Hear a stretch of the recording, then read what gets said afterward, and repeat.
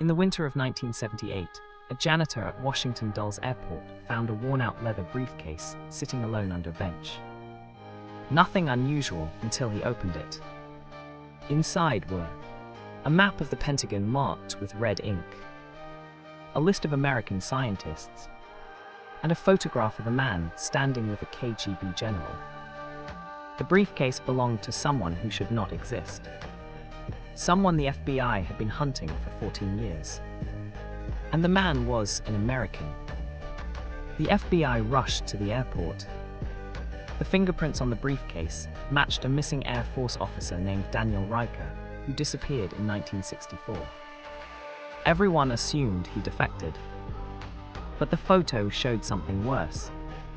He was back inside the US. The FBI started rechecking old reports.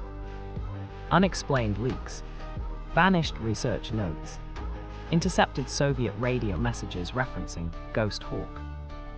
Ghost Hawk was Riker's code name, a spy who never left a trace. And now he wanted something big. Agents tracked the map markings and realized they aligned with a scheduled Pentagon evacuation drill happening in 9 days. Riker planned to infiltrate during the chaos. But why? No one knew. The FBI interviewed his old colleagues.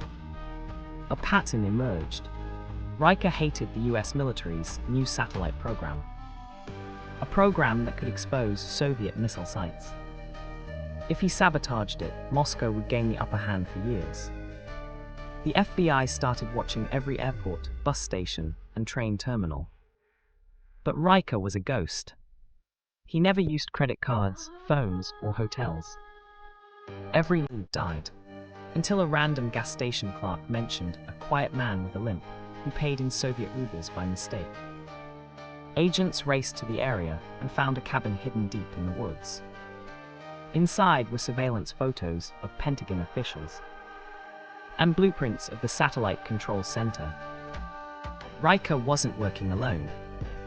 He had a team. At 3:14 a.m., a coded radio message crackled through the FBI scanners.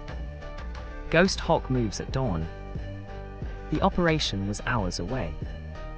FBI agents stormed the Pentagon the morning of the drill.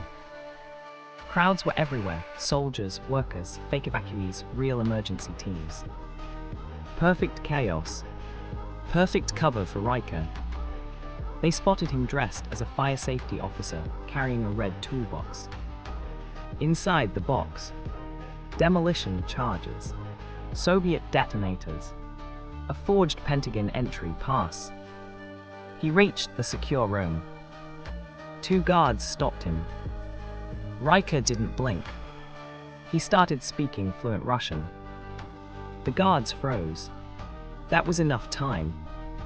The FBI tackled him to the ground. During interrogation, Riker didn't ask for a lawyer. He didn't ask for asylum. He didn't ask for mercy. He asked just one question. Was it worth it? Confused, the agents searched the toolbox again and realized something horrifying. The bombs weren't real.